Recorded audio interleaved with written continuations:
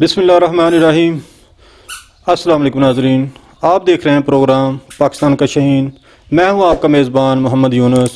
जैसा कि आपको पता है, इसमें हम आपकी मुलाकात करवाते हैं शोहदा की फैमिलियों से और उन गाजियों से जिन्होंने वतन अज़ीज़ पर अपने अज़ा की कुर्बानी दी।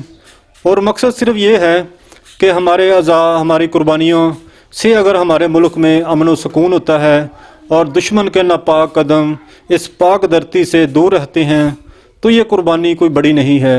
जैसे कि आपको पता है, हमारा ये मदीना सानी लाखों कुर्बानियों की वजह से मार्ज मौजूद में आया। इसकी बुनियाद में ही लाखों शहीदों का और गाजियों की कुर्बानियाँ हैं, खून है उनका। तो इसको बरकरार रखने के लिए भी हमें उसी कुर्बानियों के तसलसल को बरकरार रखना पड़ रहा है। उसकी वजह आपको पता है, कुछ हमसाए हमारे मुल्क और कुछ हमारे पाकिस्तान के बदख्वाह जो इसको तोड़ने के दर पे रहते हैं।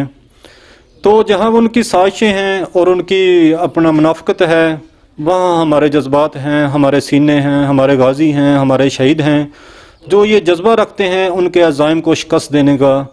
तो ये सिलसिला इंशाल्लाह जारी रहेगा और मेरा मकसद है इन हीरोज़ को आपके सामने पेश करना जिन्होंने वतन अज़ीज़ की खातिर कुर्बानियाँ दी। तो हम आज भी एक हीरो के पास आए हुए हैं। ये गाजी मुनीर साहब हैं। बहुत बड़ा कारनामा है इनका, खिदमात हैं इनकी। तो मैं आज बहुत दूर से स्पेशल इनका इंटरव्यू करने आया हूँ। तो जब आप इनका मार्का सुनेंगे तो इंशाल्लाह आपको भी गाजी मुनीर साहब पर फ़ख्र होगा। तो आइए आपकी इनसे मुलाकात कराते हैं। अस्सलाम वालेकुम गाजी साहब। वालेकुम सलाम वरहमतुल्लाह। अच्छा गाजी साहब, ये बताइए कि आप किस सन में फ़ौज में भर्ती हुए थे? 92 में। तो आपकी तालीम कितनी थी जब आप भर्ती हुए? एफ ए माशाल्लाह किया था। तो कितने साल सर्विस की गाजी साहब आपने? तकरीबन 8 साल। अच्छा, 8 साल हो गई। तो जब आप ये आखिरी जो जिसमें आपको ज़ख्मी हुए, उस वक्त एज ए आप सिपाही थे या कोई रैंक था आपके पास? नाइक। माशाल्लाह, नाइक थे आप। तो ये जो आप ज़ख्मी हुए, किस पोस्ट पर या किस इलाके में ज़ख्मी हुए? ये आज़ाद कश्मीर का इलाका है, ज़िला बाग। जी जी। और सेक्टर है फॉरवर्ड कोटा। जी जी। केलर सेक्टर, फॉरवर्ड जोली पोस्ट। अच्छा। तो ज़रा हमारे सुनने वालों को उस जो मार्का था आपका, माशाल्लाह आप बता रहे थे मुझे कि बड़ा ही खून रेज़ मार्का था, जिस तरह आपने दुश्मन का डट कर मुकाबला किया, उस हवाले से ज़रा हमें तफसील बताइए कि किस तरह वो मार्का शुरू हुआ और कितनी देर रहा, हमारा कितना नुकसान हुआ और दुश्मन का कितना नुकसान हुआ। वो दिन एतवार का रोज़ था, 14 नवंबर 99। तो एतवार का रोज़ था, छुट्टी का रोज़ था। पिछले पैर असर के फौरी बाद हम वहाँ क्रिकेट खेल रहे थे। अचानक इंडिया वालों ने मार्टर का फायर शुरू कर दिया। अच्छा। फिर हैवी हथियार जो हैं, वेपन आगे पोस्ट पर लगे हुए, वो इस्तेमाल किए। फिर उन्होंने अटैक किया और हमारी पोस्ट है जो फॉरवर्ड जोली, उस पर अटैक किया उन्होंने। 400 आदमी की नफरी थी उनकी, जबकि हमारे वहाँ आदमी एक प्लेटून थी, लेकिन हाजिर उस वक्त कम आदमी थे, अपने अपने वर्क काम पर थे। तो हम क्रिकेट खेल रहे थे, कटिया पोस्ट पर मैं रहता था। अमन का माहौल था ना, अमन। इसलिए आप क्रिकेट खेल रहे थे? अमन था। एतवार के दिन वैसे ये तो अमन होता है। उस दौर में एतवार के दिन कोई छुट्टी वाले दिन कोई ऐसी बात नहीं होती। वैसे तो कारगिल ऑपरेशन था ना। जी जी बिल्कुल। वो तो कारगिल ऑपरेशन चाह रहा था, लेकिन छुट्टी वाले दिन शेलिंग नहीं होती थी। लेकिन उनकी पोस्ट पर मुजाहिदीन ने कहीं हमला किया था, पूरी पोस्ट को ज़बह कर दिया था। अच्छा। तो मुझे इल्म नहीं, याद नहीं रहा कि 80 आदमी थे, कितने थे जो मुजाहिदीन ने वहाँ जाकर ज़बह कर दी। उन्होंने बदला लिया। ये हमारी पोस्ट सामने थी, नज़दीक थी। गुस्सा आप पर निकाला? वो गुस्सा बदला लिया उन्होंने। बदला लिया, उस पोस्ट पर हमला कर दिया।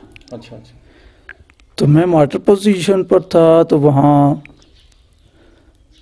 मेरा प्लेटून कमांडर जो था वो भी छुट्टी पर था। जी। एक ऑफिसर था जिसकी सर्विस ही अभी यूनिट में 3 माह हुई थी। रिक्रूट नया रेज हुआ था। जी।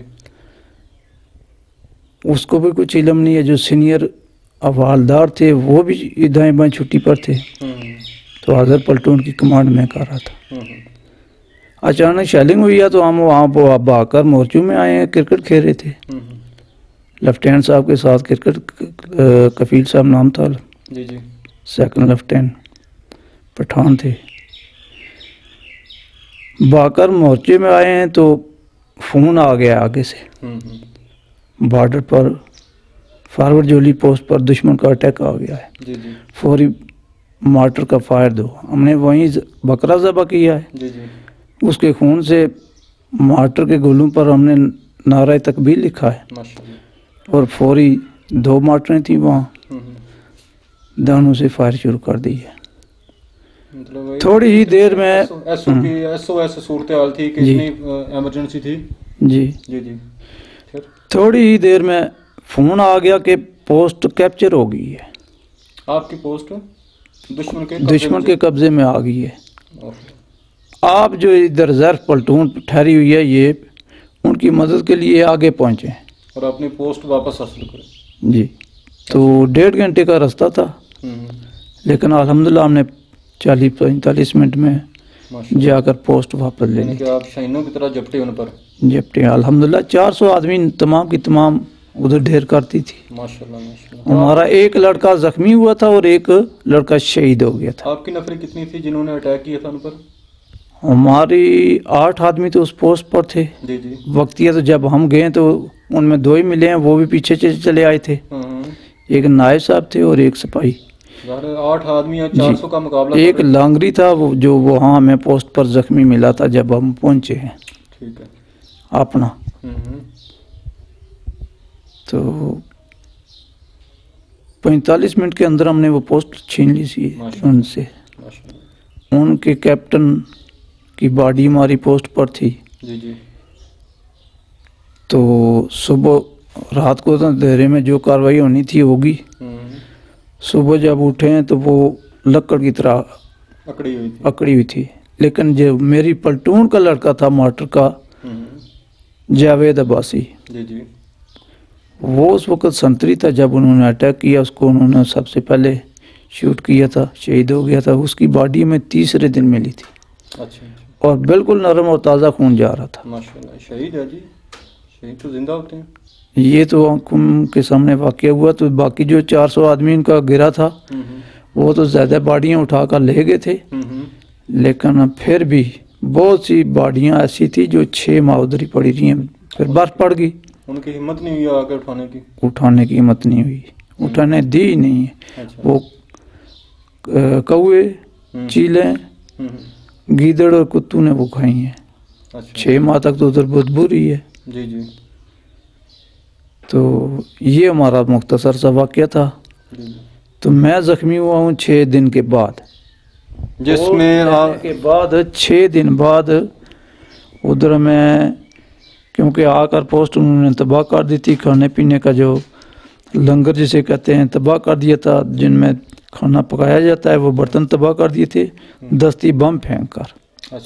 کوئی تو مارٹر گولوں سے ہو گئے نا, کچھ دستی بموں سے انہوں نے اڑا دیے برتن بھی.